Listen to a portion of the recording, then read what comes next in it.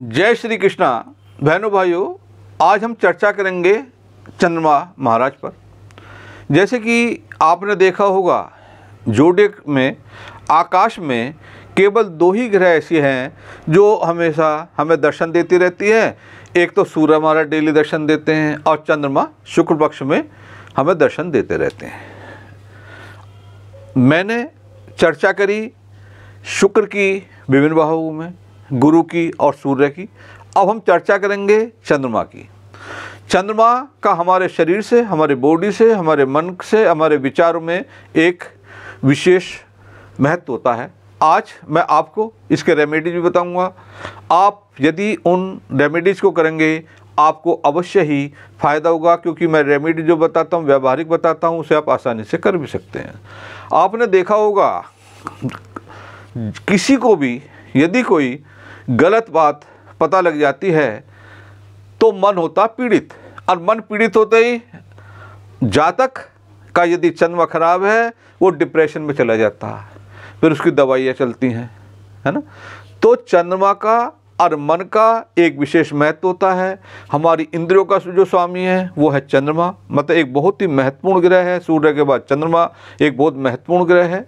यदि किसी कारण हमारा चंद्रमा अच्छा होता है तो हमारे पे अच्छे अच्छे विचार आते हैं, जिसके द्वारा हम अपना भी विकास करते हैं और सगे संबंधियों का विचार करते हैं। जितने भी ये नाटक लिखते हैं, उपन्यास लिखते हैं, या जो भी अच्छी बातें बताते हैं, इनका सबका चंद्रमा अच्छा होता है। यानी कि चंद्रमा विचार का भी कारक होता है। यदि हम देखें, जैसे सूर्य पिता के कारक है तो चंद्रमा हमारे मन का कारक है। यदि चंद्रमा 6-8-12 में चला गया, आप किसी की कुंडली में देख लेना, और राहु केतु के एक्सिस में हो गया, तो जन्म के समय मदर की स्थिति खराब, मदर को में भी मृत्यु तुल्य कष्ट, जातक को हमेशा इन्फेक्शन का भय और हमेशा मन में नेगेटिविटी।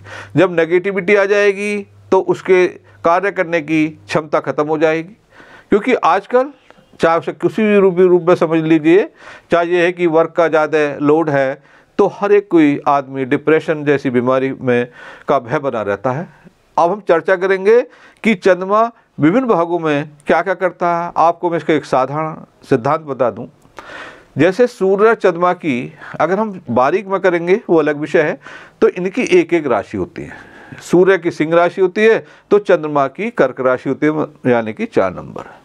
ये पक्ष बली होता है, ये भी बाद में बताऊंगा। लेकिन ये शुक्ल पक्ष का मजबूत माना जाता है, कृष्ण पक्ष का कमजोर माना जाता है। 8 नंबर यानी कि वृश्चिक राशि में ये नीच का हो जाता है, और 2 नंबर यानी कि वृश्चिक राशि में ये उच्च का हो जाता है। ये मन का कारक है। मन का हमारी बॉडी पे कितना इफेक्ट पड़ता है ये सबको पता है। और हम देखें कि विभिन्न भागों में चंद्रमा जब जाते हैं तो क्या क्या करते हैं। जैसे चंद्रमा लग्न में बैठ जाते हैं, हम राशि की बात नहीं कर रहे।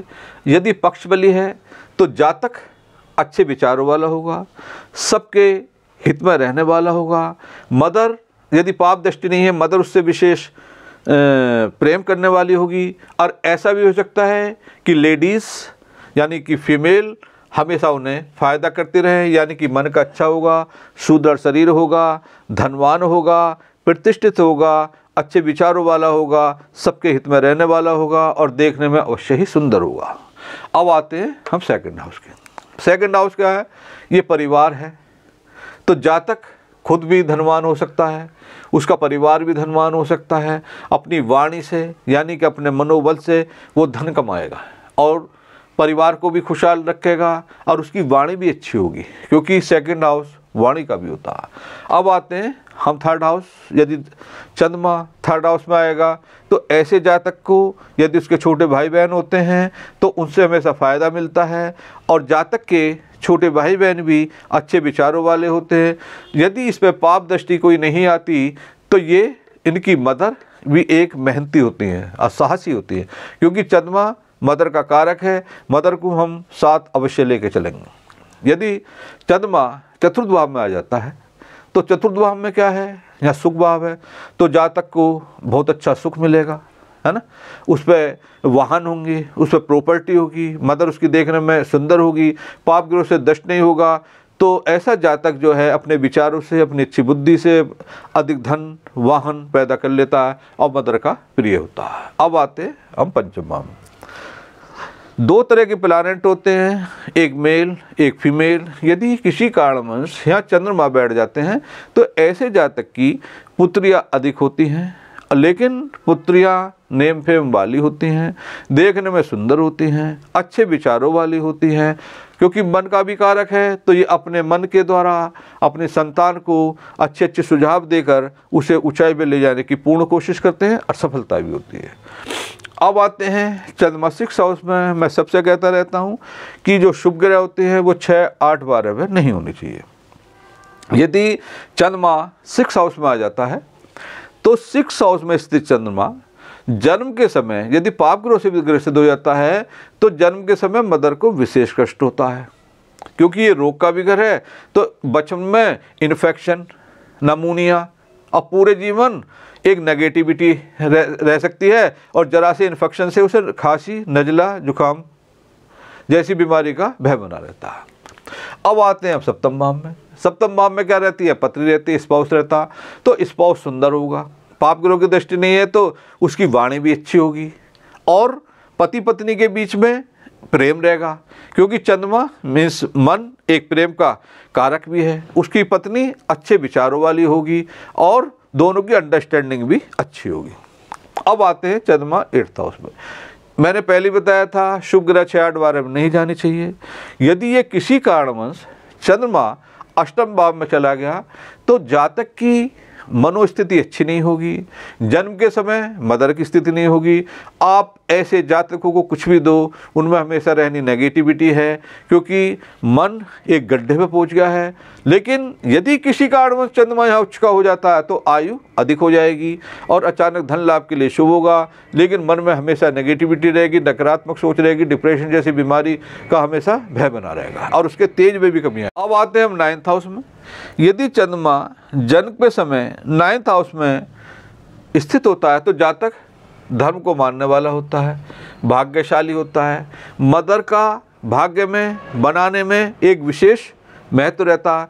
दूसरी बात है कि भाग्य उदय में हमेशा फीमेल का विशेष योगदान रहता, और क्योंकि जो भी जातक धर्म में चलता है उसका विकास अवश्य होता है। तो ऐसा जातक अच्छे विचारों वाला और धर्म पर चलने वाला और प्रोग्रेस करने वाला होता है। एक चीज़ मैं आपको बीच में बता दूं, हमारा शास्त्र कहता है यदि किसी जातक का चंद्रमा 6, 8, 12 चला जाता है या राहु केतु के एक्सिस में आ जाता है तो ऐसे जातक के द्वारा पिछले जन्म में कुछ ऐसे गलत कर्म हो जाते हैं, है ना, जिसके द्वारा उसका मन विचलित रहता है, परेशानी रहता है। इनके मैं उपाय भी बताऊंगा कि हम ऐसे जातक को जिसके मन परेशान रहते हैं उन्हें क्या क्या उपाय करने चाहिए। अब आते हैं हम 10th हाउस में।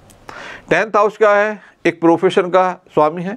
ऐसा जातक अच्छे प्रोफेशन वाला होता है, अच्छे स्थान में बैठता है, जहाँ वो बैठेगा वो बैठने का स्थान भी अच्छा होगा और अपने मन के द्वारा, अपनी बुद्धि के द्वारा नेम फेम, मान, प्रतिष्ठा, पैसा, कीर्ति प्राप्त करता है। लेकिन हमेशा ये ध्यान रहना चाहिए कि चंद्रमा हमारे पक्ष बली भी होना चाहिए।